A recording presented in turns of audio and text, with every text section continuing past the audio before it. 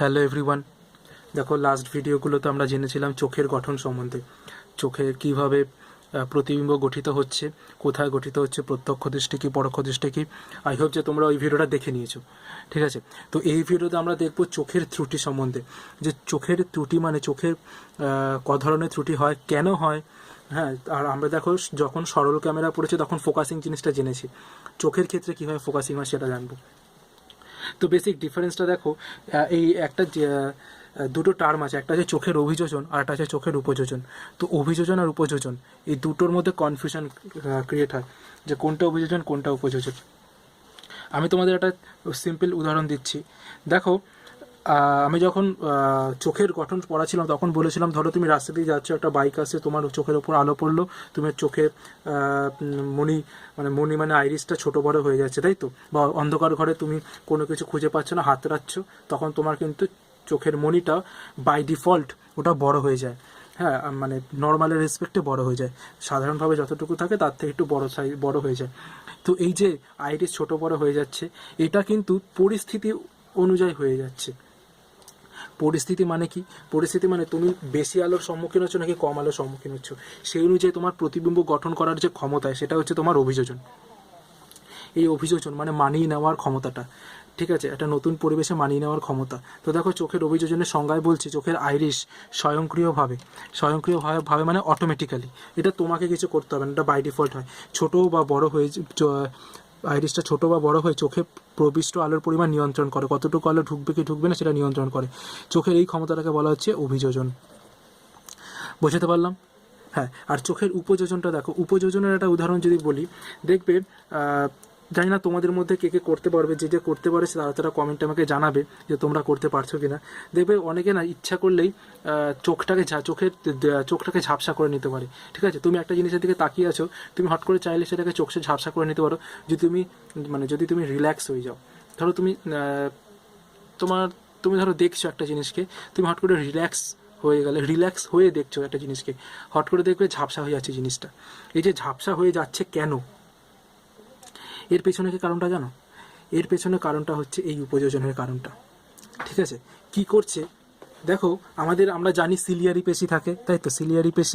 Ciliary পেশিটা suspensory লিগামেন্টের দুদিকে suspensory ligament থাকে, দুদিকেই তোমার সিলিয়ারি পেশি থাকে। ওই সিলিয়ারি পেশির সাথে সাসপেন্সারি লিগামেন্টের মাধ্যমে চোখের লেন্সটা কানেক্ট থাকে। এবার কি হয়, এবার যে দেখো, তোমাকে একটা উদাহরণ দিয়ে যদি দেখানো যেতে পারে, তো উদাহরণটা এখন দেওয়া যাবে না, আমার কাছে কোনো উপকরণ নেই। কিন্তু তুমি ধরো একটা ধরো তোমার কাছে কি বলবো, যে ধরো রাবার আছে, ঠিক আছে, ইরেজার আছে, ইরেজারটাকে তুমি দুদিক থেকে এরকমভাবে চাপছো, তাহলে দেখো ইরেজারটা এরকমভাবে বেঁকে যাবে না, তাই তো। আবার তুমি খুব বেশি করে চাপলে তাহলে বেশি বেঁকবে, আবার কম চাপলে কম বেঁকবে, তাই তো। তাহলে দেখো, এই দুদিকে মাংসপেশির মাধ্যমে যে সাসপেন্সারি লিগামেন্ট আছে, দুদিকে সিলিয়ারি পেশিগুলো সাসপেন্সারি লিগামেন্টের মাধ্যমে কি করে, চোখের দুদিকের লেন্সকে দুদিক দিয়ে চাপার ফলে কি হয়, লেন্সের যে বক্রতা ব্যাসার্ধটা সেটা কমে যায়, আবার বেড়ে যায়। ঠিক আছে, ধরো বেশি চাপছে তখন কমে গেল, কম চাপছে তখন বেড়ে গেল, মানে দুদিকের এদিকের প্রেশারটা যদি বেশি হয় তাহলে কি বক্রতা ব্যাসার্ধ কমে গেল, মানে ফোকাস দৈর্ঘ্য কমে গেল। আর যদি প্রেশারটা যদি কম হয় তাহলে হচ্ছে কি তোমার বেড়ে গেল, বক্রতা ব্যাসার্ধ বেড়ে গেল, মানে ফোকাস দৈর্ঘ্য বেড়ে গেল। তো এইভাবে এই যে ফোকাস দৈর্ঘ্য পরিবর্তন করে আমরা কোনো একটা জিনিসকে ফোকাস করি চোখের মধ্যে, যে স্পষ্টভাবে দেখি। একটা উদাহরণ দিয়ে যদি বলি, এই যে ধরো আঙুলটা এখানে আছে, তুমি ফট করে চোখের সামনে নিয়ে আসলে দেখবে এই যে এখানে যখন তুমি নিয়ে আসো তখন এখানে ফোকাস করতে, মানে এখানে আঙুলটাকে ফোকাস করতে অনেক সময় লাগবে। কিন্তু যখন তুমি এখানে আঙুলটাকে ফোকাস করবে তখন দেখবে বাঁদিকের ব্যাকগ্রাউন্ডটা ব্লার হয়ে যাবে, ঝাপসা হয়ে যাবে। আবার তুমি যদি এখানে ফোকাস করো তাহলে এটা ঝাপসা মনে হবে। তো বুঝতে পারলে তো, এই যে ফোকাস করা মানে কি, তুমি কোন জিনিসটাকে স্পষ্টভাবে দেখতে চাইছো, তার মাধ্যমে কি হচ্ছে, তোমার এই সিলিয়ারি পেশির ওপর একটা স্ট্রেস পড়ছে, তার জন্য সিলিয়ারি পেশিটা বক্রতা ব্যাসার্ধের পরিবর্তন ঘটাচ্ছে। এর জন্য কি হচ্ছে, বক্রতা ব্যাসার্ধের পরিবর্তন ঘটে, ফোকাস দৈর্ঘ্য চেঞ্জ হচ্ছে, তার মাধ্যমে তুমি বস্তুটাকে স্পষ্টভাবে দেখছো বা বাকি বস্তুগুলো ব্লার হয়ে যাচ্ছে। তো সেটাকে বলা হচ্ছে চোখের উপযোজন। বুঝতে পারলাম? চোখের অভিযোজন আর চোখের উপযোজন দুটো কিন্তু আলাদা ব্যাপার। উপযোজনে কি বলছে, সিলিয়ারি মাংসপেশির সাসপেন্সারি লিগামেন্টের সংকোচন ও প্রসারণের ফলে চক্ষু লেন্সের ফোকাস দৈর্ঘ্যের বৃদ্ধি বা হ্রাস করে দূরের ও কাছের বস্তুর প্রতিবিম্বকে রেটিনায় গঠন করার ক্ষমতাকে চোখের উপযোজন বলা হয়। ঠিক আছে, যত বয়স বাড়ে তত এই যে উপযোজন করার ক্ষমতাটা কমতে থাকে। ঠিক আছে, এবার দেখো এর উপর তাহলে আমরা বেসিক্যালি জানলাম যে আমরা কি করে দূরের বস্তু আর কাছের বস্তুকে স্পষ্টভাবে দেখতে পারবো উপযোজনের মাধ্যমে, কারেক্ট? হ্যাঁ, তো দেখো দূরের বস্তু আর কাছের বস্তুকে দেখতে পাওয়ার ক্ষমতাটা উপযোজন না করে, মানে ধরো আমি এখানে আঙুলটা রেখেছি, এখানে যে আঙুলটা নিয়ে চলে আসলাম, তখন এখানে ফোকাস করতে গিয়ে তোমাকে কি করতে হচ্ছে, একটু সময় দিতে হচ্ছে চোখকে, যাতে ওই এটাকে স্পষ্টভাবে দেখতে পারে। তো এটা কিন্তু উপযোজন। ঠিক আছে, যদি উপযোজন না করি তাহলে আমি মিনিমাম কত দূরে এই আঙুলটাকে কত দূর আনলে আমরা স্পষ্টভাবে দেখতে পাচ্ছি, এই যে এত দূরে, এরকম আমি একটা উদাহরণ দিচ্ছি। তো সেই জিনিসগুলো সম্বন্ধে আমরা জানবো। তো দেখো বলছে চোখের নিকট বিন্দু। নিকট বিন্দুর কনসেপ্টটা কি বলছে, বিনা শান্তিতে অর্থাৎ কষ্ট না করে, আন্ডারলাইন করবে, হ্যাঁ এই জিনিসটা লিখে নেবে, লিখে নিয়ে এটাতে আন্ডারলাইন করবে, বিনা শান্তিতে মানে কষ্ট না করে চোখ থেকে সর্বাপেক্ষা দূরের যে বিন্দু পর্যন্ত একটি বস্তুকে স্পষ্টভাবে দেখতে পাওয়া যায়। সর্বাপেক্ষা দূরের লিখে দিয়েছি, এখানে কাছের হবে। ঠিক আছে, সরি, নিকট বিন্দু মানে কাছের হবে, কাছের, সর্বাপেক্ষা কাছের যে বিন্দুতে, মানে মিনিমাম যে বিন্দুতে তুমি দেখতে পারবে একটা বস্তুকে স্পষ্টভাবে, কিন্তু তুমি উপযোজনের সাহায্য নেবে না। উপযোজন মানে কি, তুমি কষ্ট করে সেটাকে দেখতে হচ্ছে এরকম যেন না হয়, একদম নর্মালি থাকবে। সেই নর্মালি চোখটাকে রাখলে তুমি যতদূর তুমি মিনিমাম যে ডিস্টেন্স অবধি চোখকে একটা বস্তুকে স্পষ্টভাবে দেখতে পাচ্ছ। ধরো এটা এখানে আছে, এবার এটাকে আমি আস্তে আস্তে এগোচ্ছি, এ দেখো ফোকাস দেখো আস্তে আস্তে ব্লার হয়ে গেল। ঠিক আছে, এ দেখো ফোকাস ফিরে পাচ্ছে। তার মানে কি, যে আমি এখান থেকে এই ক্যামেরা থেকে শুরু করে এত দূর অবধি যে ডিস্টেন্সটা, এটা হচ্ছে তোমার চোখের নিকটবিন্দুর দূরত্বটা। বুঝতে পারলাম? তো নিকটবিন্দু হচ্ছে গিয়ে মিনিমাম যে ডিস্টেন্সটা একটা সুস্থ চোখ, একটা আদর্শ চোখ বিনা কষ্ট করে, বিনা শান্তিতে দেখতে পারে একটা স্পষ্টভাবে, তাকে বলা হয় চোখের নিকটবিন্দু। শিশুদের ক্ষেত্রে নিকটবিন্দু হয় 7 সেন্টিমিটার, প্রাপ্তবয়স্ক ক্ষেত্রে 25 সেন্টিমিটার, আর বয়স্ক যারা ধরো 55 বছরের ঊর্ধ্বে আছে তাদের 100 সেন্টিমিটার হয়। ঠিক আছে, এটা যে ডেটা আমাদের এটা কাজে লাগবে। এইটা আমরা ধরে নেব স্পষ্ট দর্শনের ন্যূনতম দূরত্ব। তোমাকে যদি বলে প্রশ্ন আসে স্পষ্ট দর্শনের ন্যূনতম দূরত্ব কত, তখন তুমি বলবে 25 সেমি। এটাকে ক্যাপিটাল এন দিয়ে লেখা হয়। ঠিক আছে, 25 সেমি। বুঝতে পারলাম? এবার দেখো নিকটবিন্দু তো জানলাম, এবার আমাদের দূরবিন্দু জানতে হবে। দূরবিন্দুটা কি, সেই একই, যে বিনা শ্রান্তিতে বা কষ্ট না করে চোখ থেকে সর্বাপেক্ষা দূরের যে বিন্দু পর্যন্ত একটা বস্তুকে স্পষ্টভাবে দেখতে পাওয়া যায়। সর্বাপেক্ষা দূরের আন্ডারলাইন করো, আর বিনা শ্রান্তিতে বা কষ্ট না করে আন্ডারলাইন করো। দূরের যে বিন্দুটা একদম ম্যাক্সিমাম যে ডিস্টেন্স অবধি তুমি একটা জিনিসকে স্পষ্টভাবে দেখতে পাবে, সেটা হচ্ছে তোমার দূরবিন্দু চোখের। মানব চক্ষুর দূরবিন্দু কি? মানব চক্ষুর দূরবিন্দু হচ্ছে কি অসীম। তুমি অসীম অবধি, অসীমে থাকা বস্তুকেও তুমি স্পষ্টভাবে দেখতে পারো। এবার তুমি বলে কি করে হয়, অসীমে একটা বস্তু আছে কি করে দেখি? তো এক্ষেত্রে আমাদের একটা খুবই পরিচিত উদাহরণ আছে। সেই উদাহরণটা হলো, দেখো তুমি সূর্যকে দেখতে পারো, তুমি চাঁদকে দেখতে পারো এই পৃথিবীর এই মাটিতে দাঁড়িয়ে, তাই তো? সূর্য চাঁদ কিন্তু কয়েক লক্ষ কোটি কিলোমিটার দূরে আছে, এটা কিন্তু অনেক দূরত্ব তুমি যদি মাপো, তাই না? এটাকেই বলছে অসীম দূরত্ব। অসীম দূরত্ব মানে কি, বিশাল বড় দূরত্ব। তো এই দূরত্বটাই মানে সূর্যের দূরত্বটাই হচ্ছে অসীম। তা সূর্যকে কি আমরা দেখতে পাচ্ছি না স্পষ্টভাবে? একদম স্পষ্টভাবে দেখতে পাই। চাঁদকে কি দেখতে পাই না স্পষ্টভাবে? একদম স্পষ্টভাবে দেখতে পাই। তো যেহেতু আমরা অসীমে থাকা একটা বস্তুকে স্পষ্টভাবে দেখতে পাচ্ছি, তাই স্বাভাবিক চোখ বা সুস্থ চোখের বা আদর্শ চোখের দূরবিন্দু হলো অসীম ধরে নেওয়া হয়। ঠিক আছে, এবার তুমি বলতে পারো যে না, একটা সূর্য বা চাঁদ তো অনেক বড় সাইজে, অনেক বড়, তার জন্য দেখতে পাওয়া যায়। তো হ্যাঁ, অবশ্যই সাইজে বড়। তুমি ছোট বস্তুকে যদি এখানে দেখো, এখানে হয়তো কোনো না কোনো ব্যাকটেরিয়া বা ভাইরাস ঘোরাঘুরি করছে, সেটা তো আমরা দেখতে পাচ্ছি না। সুতরাং আমরা দৃষ্টিগ্রাহ্য পাল্লায় আছে এরকম জিনিসকেই আমরা বিবেচনা আনবো, সেই অনুযায়ী এই বিচারটা করা হচ্ছে। ঠিক আছে, কোনো কনফিউশনের ব্যাপার নেই। ওকে, এবার দেখো আমাদের লাস্ট একটা টপিক আছে, এখানে লেখা আছে স্পষ্ট দর্শনের পাল্লা। স্পষ্ট দর্শনের পাল্লা মানে একটা সুস্থ চোখ 25 সেন্টিমিটার দূরত্ব থেকে অসীম অবধি যে কোনো বস্তু তুমি রাখো, সেটাকেই খুব ইজিলি দেখতে পায়। এটাকেই বলে স্পষ্ট দর্শনের পাল্লা। এটাকেই বলছে স্পষ্ট দর্শনের পাল্লা। ঠিক আছে, আরও কতগুলো জিনিস তোমাদের জেনে রাখতে হবে, যেমন তার মধ্যে আছে ধরো দৃষ্টি নির্বন্ধ। ঠিক আছে, দৃষ্টি নির্বন্ধ এটা আমি এখানে লিখতে পারিনি, তোমরা আমি বলে দিচ্ছি জিনিসটা কি, তোমরা একটু খাতায় লিখে নেবে, হ্যাঁ, টুকে নেবে। দৃষ্টি নির্বন্ধ, শ্রুতি নির্বন্ধ পড়েছি তো আমরা শব্দের, ক্লাস 9-এ আমরা শব্দ পড়েছি শ্রুতি নির্বন্ধ, যে কানে একটা আওয়াজ কতক্ষণ স্থায়ী থাকে। ঠিক আছে, সেটা হচ্ছে তোমাদের শ্রুতি নির্বন্ধ। দৃষ্টি নির্বন্ধ বলছে কোনো একটা বস্তুকে দেখার সময় রেটিনায় বস্তুর প্রতিবিম্ব যদি গঠিত হয়, সেই প্রতিবিম্বটা অপটিক নার্ভ থেকে মস্তিষ্কের যে গুরু মস্তিষ্কে যায়, দর্শন অনুভূতির সৃষ্টি করে, তার রেসটা 1/10 সেকেন্ড স্থায়ী থাকে। 1/10 সেকেন্ড স্থায়ী থাকে। ঠিক আছে, এই 1/10 সেকেন্ডটাকে বলা হয় তোমার দৃষ্টি নির্বন্ধ সময়টাকে। 1/10 সেকেন্ড সময়টাকে বলা হয় দৃষ্টি নির্বন্ধ। যতক্ষণ একটা ছবির রেস গুরু মস্তিষ্কে থেকে যায় সেটাকে বলা হয় দৃষ্টি নির্বন্ধ। ঠিক আছে, এরপরে ধরো একটা টপিক আছে, সেটা হচ্ছে দ্বিনেত্র দৃষ্টি। ঠিক আছে, দ্বিনেত্র দৃষ্টি। আচ্ছা, এটা খুব একটা ফানি একটা জিনিস, খুবই মজার জিনিস। একটা কাজ করতে হবে তোমাদের। ঠিক আছে, একটা কাজ করো, যারা মোবাইল হাতে ধরে আছো সেই মোবাইলটাকে রেখে শুধু শুনতে থাকো, হ্যাঁ কি বলছি।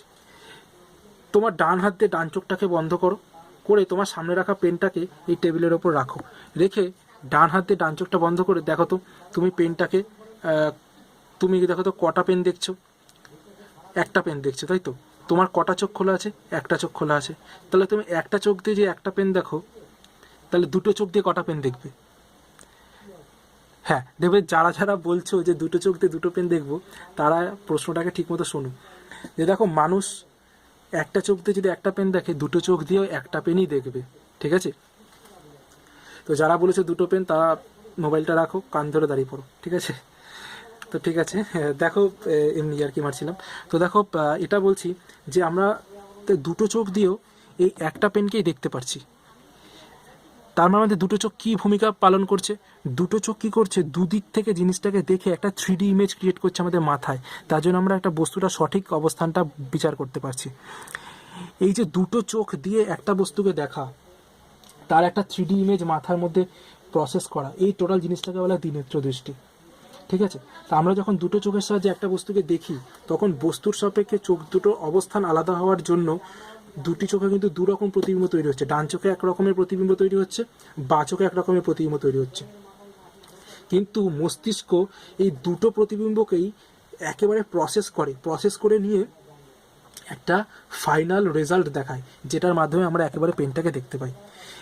ফলে বস্তুটার 3D পিকচার বা ত্রিমাত্রিক গঠন সম্বন্ধে একটা স্পষ্ট ধারণা তৈরি হয়। এটাকেই বলা আছে দ্বিনেত্র দৃষ্টি। ঠিক আছে, দ্বিনেত্র দৃষ্টি কি? মানুষের দৃষ্টি হচ্ছে দ্বিনেত্র দৃষ্টি। আর একটা আছে একনেত্র দৃষ্টি। একনেত্র দৃষ্টি কি?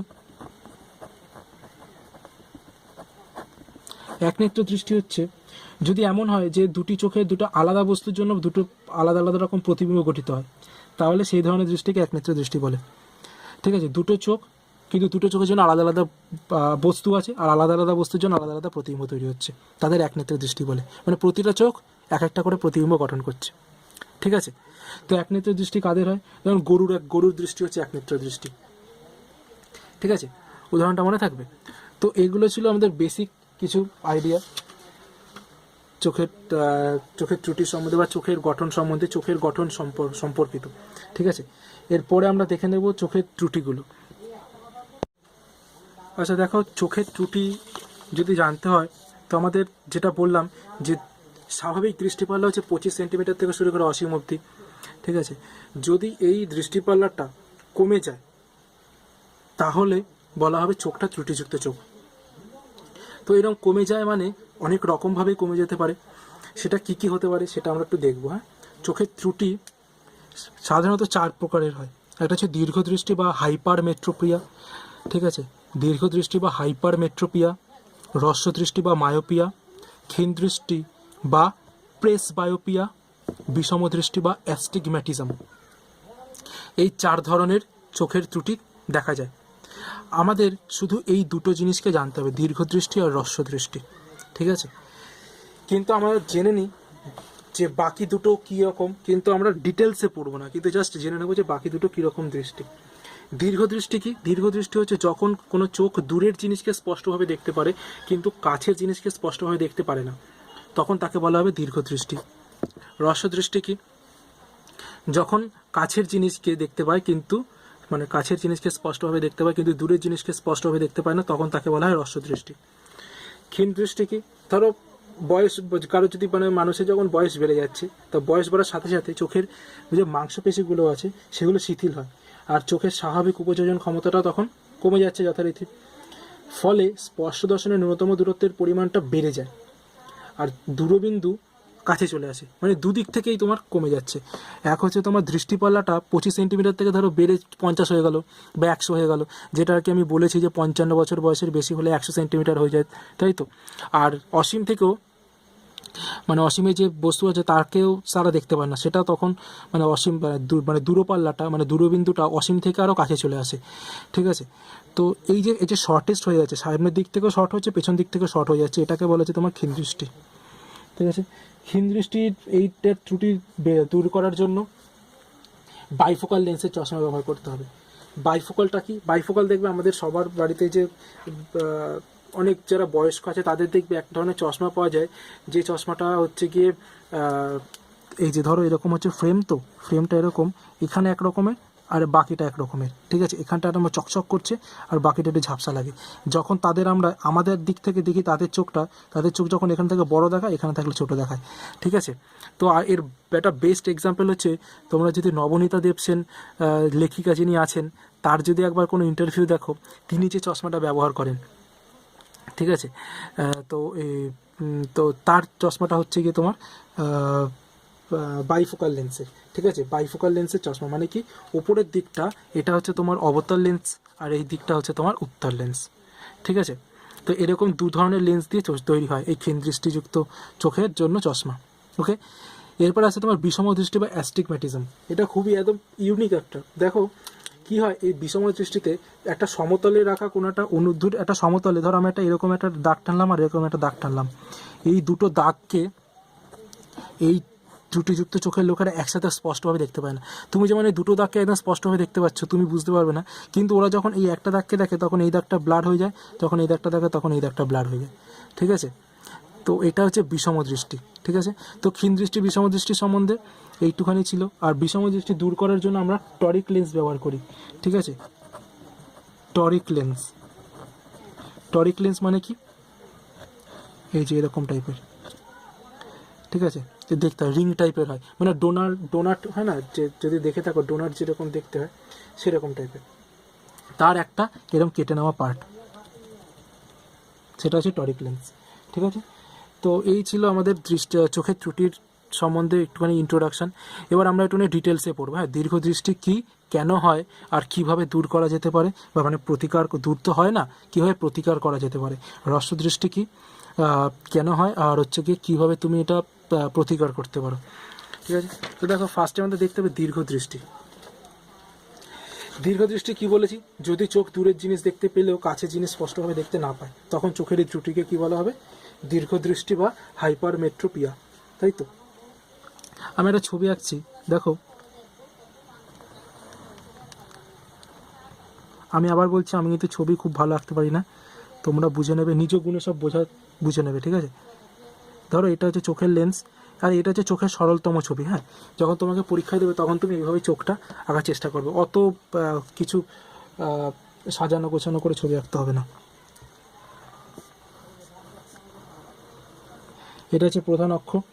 এবার ধরো স্পষ্ট দর্শনের ন্যূনতম দূরত্বটা তোমার এখানে অবস্থিত, এন মানে 25 সেন্টিমিটার, ঠিক আছে।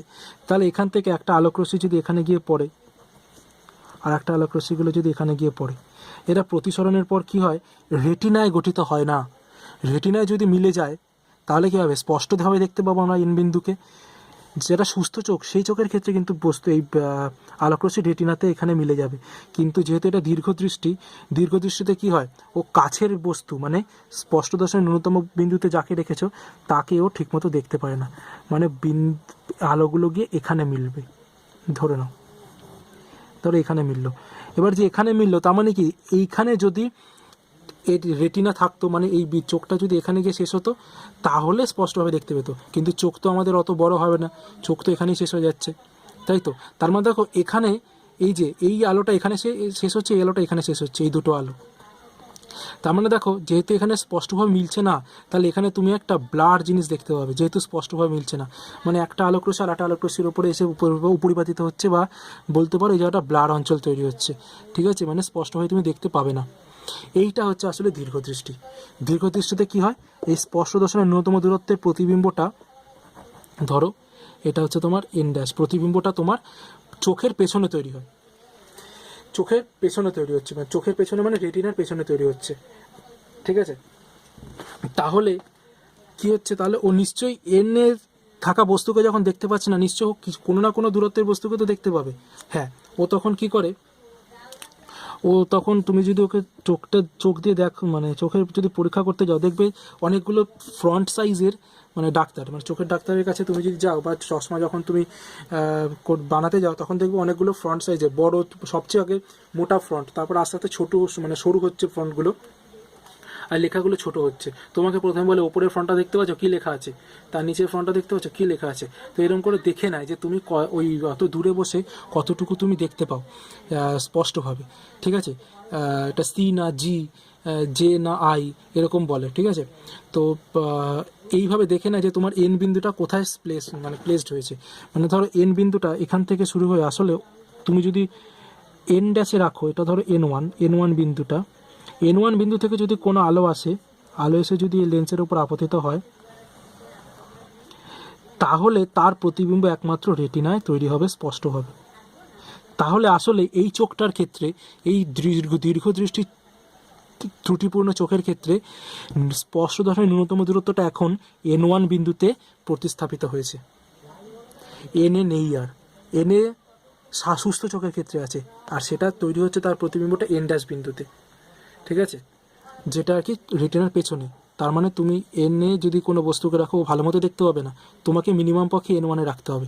তার মানে কি, ওর দেখো কাছে, মানে স্পর্শ দর্শনের ন্যূনতম দূরত্বটা বেড়ে গেল, এন থেকে এন ওয়ানে সরে গেল, তাই তো। তার মানে দূরত্বটা বেড়ে গেল, তো এখান থেকে শুরু করে এখানে বেড়ে গেল। তো এটা হচ্ছে দীর্ঘদৃষ্টি, ঠিক আছে। তাহলে দেখো দীর্ঘদৃষ্টির আবার আমাদের কারণ জানতে হবে। দীর্ঘদৃষ্টির কারণগুলো দেখো আমরা এখানে দেখব। বলছে চোখের লেন্সের ফোকাস দৈর্ঘ্য যদি বেড়ে যায়, অর্থাৎ অভিসারী ক্ষমতা যদি কমে যায়, তখন দীর্ঘদৃষ্টি দেখা যেতে পারে। অক্ষিগোলকের আকার যদি ছোট হয়ে যায়, তাহলে দীর্ঘদৃষ্টি দেখা যেতে পারে। কর্নিয়া তলের বক্রতা কমে গেলে দীর্ঘদৃষ্টি দেখা যেতে পারে। এই তিনটে জিনিস লিখে নাও, এটা খুবই গুরুত্বপূর্ণ কিন্তু। হ্যাঁ, আচ্ছা, এরপরে দেখো প্রতিকার, কিভাবে প্রতিকার করা যেতে পারে দীর্ঘদৃষ্টিপূর্ণ চোখের। প্রতিকার হচ্ছে আমরা উপযুক্ত ফোকাস দৈর্ঘ্যের উত্তল লেন্স ব্যবহার করব। উপযুক্ত ফোকাস দৈর্ঘ্যের উত্তল লেন্স ব্যবহার করব, ঠিক আছে। কিভাবে সেটা কাজ করবে দেখো, আমি ছবিটা আঁকছি। হ্যাঁ, ধরো এটা হচ্ছে সেই দীর্ঘদৃষ্টিপূর্ণ চোখ, এবার এটা হচ্ছে তোমার চোখের লেন্সটা, ঠিক আছে। এটা হচ্ছে তোমার লেন্সের প্রধান অক্ষ, রেটিনার তৈরি হচ্ছে। এবার দেখো আমরা কি জানি যে ও এন ড্যাশে যদি কোনো বস্তু থাকে, এন ওয়ানে যদি কোনো বস্তু থাকে, তাহলে এখান থেকে যে আলোটা আসে,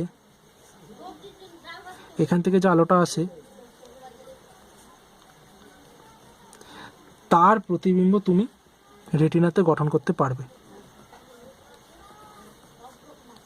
তাই তো। তাহলে তোমাকে কি করতে হবে, একটা লেন্স নিতে হবে, উত্তল লেন্স, যে লেন্সটার সাহায্যে সুস্থ চোখের ক্ষেত্রে স্পষ্ট দর্শনের ন্যূনতম দূরত্ব, মানে এন বিন্দুতে থাকা কোনো একটা বস্তুর থেকে যে আলোক রশ্মিটা বেরোবে, ধর আলোক রশ্মিটা এখান থেকে, আমি এটাকে ডট ডট করে কানেক্ট করে দিই, এই যে আলোক রশ্মিটা বেরোলো এখান থেকে আর এখান থেকে, এই আলোক রশ্মিটা ওরা এইভাবে যাবে, গিয়ে এইভাবে মিলে যাবে। তার মানে তুমি দেখো এইটাকে তুমি যদি ডট ডট করে বাড়িয়ে দাও, এই আলোক রশ্মিটাকে তুমি যদি ডট ডট করে পেছনে বাড়িয়ে দাও, তাহলে দেখো N1 বিন্দুতে মিলছে, ঠিক আছে, বোঝাতে পারলাম? তো এটাকে ভালো মতো বোঝো। আসলে N বিন্দুটার একটা অসৎ বিম্ব তৈরি হবে N1-এ। তাহলে কি হবে, N1-এ তো চোখটা ভালো মতো দেখতে পায়, তখনও ঠিক মতো দেখে নেবে। আমি জিনিসটাকে একটু ক্লিয়ার করে বলি। দেখো, এই চোখটা কোনো বস্তু যদি N-এ থাকে তাহলে তাকে দেখতে পায় না, কিন্তু কোনো বস্তু যদি N1-এ থাকে তাহলে তাকে দেখতে পায়। উত্তর লেন্সটা কি কাজ করবে? উত্তর লেন্স করবে এই N-এ থাকা বস্তুটার একটা অসৎ বিম্ব নিয়ে তৈরি করবে N1-এ। N1-এ তৈরি করলে কি হবে, চোখ তো N1-এও থাকা বস্তুটাকে দেখতে পায়, তাহলে দেখতে পাবে ইজিলি, ঠিক আছে? মানে আমি তোমাকে একটা যদি উদাহরণ দিই, ধরো যারা এই উত্তর লেন্স ব্যবহার করে, যাদের দীর্ঘদৃষ্টি আছে, ঠিক আছে, তারা কি করে, তারা যে চশমাটা ব্যবহার করছে সেই চশমা দিয়ে তুমি যদি দেখো তাহলে তুমি দেখবে সব বস্তুকে না ছোট ছোট দেখাচ্ছে। মানে কি, একটা বস্তু যতটা কাছে আছে তাকে অনেক বেশি দূরে নিয়ে গিয়ে দেখাচ্ছে। তার কারণ কি, ও কাছের বস্তুকে দেখতে পায় না। তুমি যদি কোনো বস্তুকে এনে রাখো তাহলে সেই বস্তুটাকে এই লেন্সটা, মানে ও যে চশমা পড়ছে সেই চশমাটা যে লেন্স দিয়ে তৈরি, সেই লেন্সটা ওই বস্তুকে দূরে নিয়ে ওই বস্তুর একটা প্রতিবিম্ব তৈরি করবে যেটা দূরে থাকবে। সেই দূরে থাকা বিন্দুটাকে তো এই চোখটা ঠিক মতো দেখতে পায়, তখন সে সেই মতো দেখে নেবে। বোঝাতে পারলাম? তাহলে আসলে এন বস্তুটার একটা অসৎ বিম্ব N1-এ তৈরি করবে, সেই N1-এ থাকা, আর N1-টাই তো এই মানে ত্রুটিযুক্ত চোখের ন্যূনতম দূরত্ব, তাই জন্য সে N1-এই ওই প্রতিবিম্বটাকে দেখে নেবে। এইভাবে তোমার দীর্ঘদৃষ্টি প্রতিকার করা হয়, ঠিক আছে, দীর্ঘদৃষ্টিপূর্ণ চোখের। তা আমি বোঝাতে পেরেছি নিশ্চয়ই যে কী বললাম, যে দীর্ঘদৃষ্টি ত্রুটিযুক্ত কোনো ব্যক্তির নিকট বিন্দুটা N1, ঠিক আছে, N1, আর সুস্থ চোখের নিকট বিন্দু N। এবার উত্তর লেন্সের ফোকাস দৈর্ঘ্যটা এমন হবে যে লেন্সের দ্বারা প্রতিসরণের পর N বিন্দুর অসৎ বিম্ব N1-এ তৈরি হবে। ফলে কী হবে, ব্যক্তিটা N বিন্দুকে N1-এ আছে মনে করবে, আর তাতে কী হবে, ও তো N1-এ থাকা বস্তুকে দেখতেই পায়, ও দেখে নেবে, ঠিক আছে। তো এটা ছিল স্পষ্ট দর্শন না, এটা হচ্ছে দীর্ঘদৃষ্টির প্রতিকার। এরপরে আমরা দেখব হ্রস্ব দৃষ্টি। দেখো হ্রস্ব দৃষ্টিতে কি হয়, হ্রস্ব দৃষ্টিতে যখন কি বলেছিলাম, যদি চোখ কাছের জিনিসকে দেখতে পায় কিন্তু দূরের জিনিসকে যদি দেখতে না পায় তখন তাকে বলা হয় হ্রস্ব দৃষ্টি বা মায়োপিয়া, তাই তো। তো আমি দেখো ছবি আঁকছি আর হ্রস্ব দৃষ্টিপূর্ণ চোখের।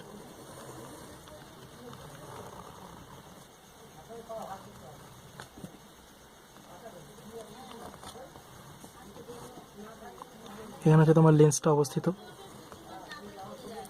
এটা হচ্ছে তোমার প্রধান অক্ষ, ঠিক আছে। তো দেখো হ্রস্ব দৃষ্টিপূর্ণ চোখের কি হয়, দূরে মানে দূরবর্তী, মানে ধরো অসীমে একটা বস্তু আছে, তাহলে অসীমে বস্তু থাকলে কি হয়, অসীমে থাকা বস্তুর থেকে আগত রশ্মিগুচ্ছ সবসময় সমান্তরাল হয়, প্রধান অক্ষের সমান্তরাল। তাহলে প্রধান অক্ষের সমান্তরাল আলোক রশ্মি, মানে অসীমে থাকা বস্তু থেকে আগত প্রধান অক্ষের সমান্তরাল আলোক রশ্মি কি হয়, অনেক, মানে এখানে রেটিনা মিলিত হওয়ার কথা, তো তার বদলে অনেক আগেই একটা বিন্দুতে মিলিত হয়ে যায়। তাহলে দেখো এখানে মিলিত হয়ে গেছে, তার মানে কি, রেটিনাটা যদি এখানে শেষ হতো, মানে চোখের যদি অক্ষিগোলকটা যদি সাইজে ছোট হতো তাহলে কিন্তু আমরা দেখতে পেতাম, কিন্তু অক্ষিগোলক সাইজে কি, মানে এটা রেসপেক্টে বড়, কিন্তু আসলে এটা হচ্ছে সুস্থ চোখের ক্ষেত্রে। তার জন্য এখানে কি হচ্ছে, এখানে একটা ব্লার অঞ্চল তৈরি হবে, মানে এটা আবছা প্রতিবিম্ব তুমি দেখতে পাবে। আর এই যে সমান্তরাল আলোক রশ্মি, প্রধান অক্ষের সমান্তরাল আলোক রশ্মি, মানে বস্তুটা কোথায় অবস্থিত, অসীমে। তাহলে কি হচ্ছে, দূরবর্তী কোনো বস্তু থেকে আসা সমান্তরাল রশ্মিগুচ্ছ চোখের লেন্স দ্বারা প্রতিসরণের পর রেটিনায় মিলিত না হয়, রেটিনার সামনে একটা বিন্দুতে মিলিত হয়, ঠিক আছে। এক্ষেত্রে কি হচ্ছে, দূরবিন্দু, মানে তোমার দূরের বিন্দুটার, মানে কি, আমরা যে দূরবিন্দু দেখেছি চোখের ক্ষেত্রে নিকট বিন্দু দূরবিন্দু, সেই দূরবিন্দুটা অসীম থেকে কি হয়, চোখের সামনে সরে আসে। দেখো তাহলে আমি যদি এখানে দেখি যে স্পষ্ট দর্শনের ন্যূনতম দূরত্বটা কত, বা কোথায় রাখলে বস্তুটা মিনিমাম পক্ষে একটা স্পষ্ট এখানে প্রতিবিম্ব তৈরি হবে, ধরে নাও সেই বিন্দুটা হচ্ছে তোমার এফ হচ্ছে একটা বিন্দু, যে বিন্দু থেকে আলো যদি এসে পড়তো তাহলে তার প্রতিবিম্বটা এখানে তৈরি হতো।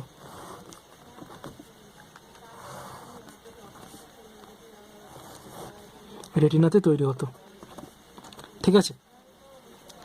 তাহলে দেখো দূরবিন্দুটা এফ বিন্দুতে সরে এসছে, ঠিক আছে। এনার কিন্তু স্পষ্ট দর্শনের ন্যূনতম দূরত্বটা N 25 সেন্টিমিটারই আছে, কিন্তু এনার ক্ষেত্রে কি হচ্ছে, এর দূরবিন্দুটা আসলে এফ বিন্দুতে সরে এসছে। তুমি যদি এই এফ বিন্দুর পরে কোনো বস্তুকে রাখো, তার প্রতিবিম্ব কি হবে, এখানে তৈরি হবে, মানে রেটিনার অনেক আগে তৈরি হবে। তার জন্য কী হবে, ও স্পষ্টভাবে দেখতে পাবে না। কিন্তু তুমি এফে যদি রাখো তাহলে ও স্পষ্টভাবে দেখতে পাবে। বুঝাতে পারলাম? তো দেখো, হ্রস্ব দৃষ্টির চোখের কারণ কী কী হয়। কারণ হচ্ছে কি, চোখের লেন্সের ফোকাস দৈর্ঘ্য যদি কমে যায়, মানে কি অভিসারী ক্ষমতা বেড়ে যায়। অভিসারী ক্ষমতা বেড়ে যাচ্ছে মানে কি, সমান্তরাল আলোকে চোখের লেন্স অনেক তাড়াতাড়ি মিলিয়ে দিচ্ছে একটা বিন্দুতে। ঠিক আছে, তাহলে কী হচ্ছে, অভিসারী ক্ষমতা বেড়ে যাচ্ছে লেন্সের, মানে চোখের লেন্সের ফোকাস দৈর্ঘ্য কমে যাচ্ছে। নেক্সট, দুই অক্ষিগোলকের আকার বড় হয়ে গেলে, আমি কি বললাম, যে যদি এটা নর্মাল অক্ষিগোলকের সাইজ হয় তাহলে বড় হয়ে, যদি বড় হতো তাহলে স্পষ্টভাবে দেখতে পেতাম, কিন্তু আসলে এটা তো নর্মাল সাইজ, তাই না? তাহলে নর্মাল সাইজের রেটিনার অনেক আগেই প্রতিবিম্ব তৈরি হয়ে যাচ্ছে সমান্তরাল আলোক রশ্মির, মানে বস্তু যদি অসীমে থাকে সেখান থেকে আসা আলোক রশ্মির। ঠিক আছে, তাহলে অক্ষিগোলকের আকার বড় হয়ে গেলে নেক্সট আসছে কি, কর্নিয়া তলের বক্রতা বেড়ে গেলে। ঠিক আছে, কর্নিয়া তল মানে কি, এটার এই যে এখানে যে এইটা যে বক্রতাটা দেখতে পাচ্ছি, এই বক্রতাটা যদি বেড়ে যায় তাহলেও এটা হয়। ঠিক আছে, তো হ্রস্ব দৃষ্টির এই তিনটি কারণ লিখে নেবে, খুবই গুরুত্বপূর্ণ তিনটি কারণ। ওকে, নেক্সট দেখো, আমাদের জানতে হবে যে হ্রস্ব দৃষ্টিকে কী করে প্রতিকার করা হয়। হ্রস্ব দৃষ্টির প্রতিকারের জন্য আমরা কি করি, অবতল লেন্স ব্যবহার করি। অবতল লেন্স কী করে আমাদের, দেখো ছবিটা আঁকছি, কর্নিয়ার কার্ভটা হচ্ছে এটা।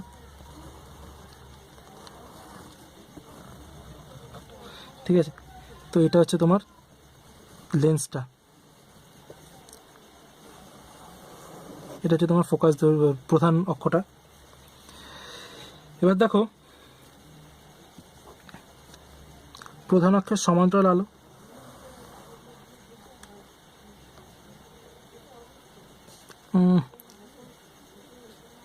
ছবিটা ভুল হয়ে গেল। ঠিক আছে, দাঁড়াও, আর একটা ছবি এখানে আঁকছি।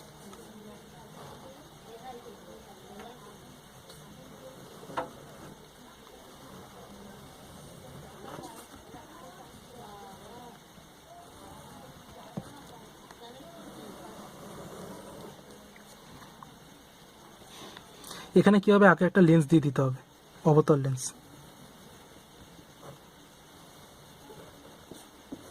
মানে চশমা, ওনাকে আগে একটা চশমা পরিয়ে দিতে হবে। ঠিক আছে, তাহলে কি হচ্ছে, প্রধান অক্ষের সমান্তরাল আলোক রশ্মি আসছে, এসে অবতল লেন্সের এখানে ধরো ডট ডট লাইনটা আছে, ঠিক আছে, এত দূর আসছে, এসে কি হচ্ছে, প্রতিসরণ ঘটছে। প্রতিসরণে কি হচ্ছে, ও অপসৃত, মানে এরকম অপসৃত আলোক রশ্মিতে পরিণত হবে। তাহলে আমি এখানে আলোক রশ্মিটা নিলে হবে না, আমাকে এখানে আলোক রশ্মিটা নিতে হবে, নিয়ে এরকমভাবে অপসৃত হয়ে যাচ্ছে আলোটা, হয়ে গেল। এবার উত্তল লেন্স কী করে, অপসৃত আলোকে অভিসারী করে দেয়, এদিকে মিলিয়ে দেবে। ঠিক আছে, তো এবার তুমি যদি ঠিকমতো খেয়াল করো যে তুমি এই আলোক রশ্মিটাকে তুমি এদিক থেকে বাড়িয়ে দাও, আর এই আলোক রশ্মিটাকে তুমি এদিক থেকে বাড়িয়ে দাও, এই দুটো আলোক রশ্মি আসলে এফ বিন্দুতে কি মিলিত হবে। এই এফ বিন্দুটা কি ছিল, এফ বিন্দুটা ছিল ওই যে এই হ্রস্ব দৃষ্টিপূর্ণ চোখের দূরবিন্দুটা যে বিন্দুতে সরে এসছে সেই বিন্দুটা। ঠিক আছে, তার মানে কি হচ্ছে, যে এই যে অসীমে অবস্থিত একটা বস্তু, অনেক দূরে অবস্থিত একটা বস্তু থেকে সমান্তরাল আলোক রশ্মিগুলোকে ও কী করছে, ওই দূরের বস্তুটাকে কাছে এনে দেখাচ্ছে। কাছে এনে দেখাচ্ছে মানে চোখটা কি হয়, চোখটা মিনিমাম পক্ষে যদি এফ দূরত্বে আসে বস্তুটা তাহলেই দেখতে পায়। তাহলে কি করছে, এই অবতল লেন্সটা একটা এক্সট্রা কাজ করছে, সেটা হচ্ছে যে বস্তুগুলো এফের চেয়েও বেশি দূরে আছে সেই বস্তুগুলোকে ও সেই বস্তুগুলোর একটা প্রতিবিম্বকে ও এফ বিন্দুতে গঠন করছে। কিন্তু বস্তুটাকে কিন্তু এফ বিন্দুতে নিয়ে আসছে না, বস্তুটার প্রতিবিম্বটাকে এফ বিন্দুতে নিয়ে আসছে। তার ফলে কী হচ্ছে, এই চোখটা এফ বিন্দুতে তো দেখতে পাই, তাই জন্য খুব ইজিলি দেখতে পাচ্ছে। তো এইভাবে হ্রস্ব দৃষ্টির প্রতিকার করা হচ্ছে। ঠিক আছে, তো দেখো হ্রস্ব দৃষ্টি বুঝতে পারলে, এবার আমাদের কতগুলো নোট জেনে নিতে হবে।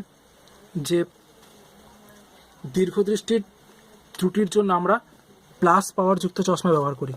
দীর্ঘদৃষ্টি মানে কি, যারা দূরের জিনিস দেখতে পায় কিন্তু কাছে জিনিস দেখতে পায় না। যেমন দেখবে অনেকে আছে যারা পড়ার সময় একটা রিডিং গ্লাস পরে নেয়, মানে তারা বই পড়ার সময় একটা রিডিং গ্লাস পরে নেয়। বা দেখবে অনেক যারা বয়স্ক আছে বা টিচাররা আছে তারা কি করে সাইন করার সময় বা কোনো একটা কিছু পেপার টেপার পড়ার সময় পকেট থেকে একটা গ্লাস বের করে, গ্লাস মানে চশমা বের করে পড়ে নিচ্ছে। তো ওটা হচ্ছে তোমার রিডিং গ্লাস। ওটা হচ্ছে ওনারা কাছে জিনিসকে দেখতে পান না বলে ওটা ব্যবহার করেন। তার মানে ওনাদের দীর্ঘ দৃষ্টি আছে। তার মানে ওটা কি পাওয়ারযুক্ত লেন্স? ওটা প্লাস পাওয়ারযুক্ত লেন্স। ঠিক আছে, এবার দেখবে স্বল্প দৃষ্টির জন্য, স্বল্প দৃষ্টি মানে কি, যারা দূরের জিনিস দেখতে পায় না তাদের নেগেটিভ পাওয়ারযুক্ত লেন্স। ঠিক আছে, দূরের জিনিস ঠিক মতো দেখতে পায় না, মানে ধরো এখানে এখানে দাঁড়িয়ে আছে আর দূরের থেকে ধরো বাস আসছে, বাসের নাম্বার প্লেটে কি লেখা আছে, কত নাম্বার রুটের বাস আসছে, তারা সেটা দেখতে পাচ্ছে না, ঠিক মতো বুঝতে পারছে না। একটা মানে ধরো 201 নাকি 200 এরকম বোঝা যাচ্ছে না, ঠিক আছে দেখে। তো সেরকম আর কি, নামটা ঠিক মতো বুঝতে পারে না দূর থেকে, একটা দোকানের নাম কি লেখা আছে। তো তাদের ক্ষেত্রে নেগেটিভ পাওয়ারযুক্ত, মাইনাস পাওয়ারযুক্ত চশমা ব্যবহার করা হয়। ঠিক আছে, তো এটা ছিল তোমাদের চোখের ত্রুটির যত রকমের থিওরি হয় সেটা আমরা এখানে, চোখের ত্রুটির থিওরি এখানে কমপ্লিট হচ্ছে।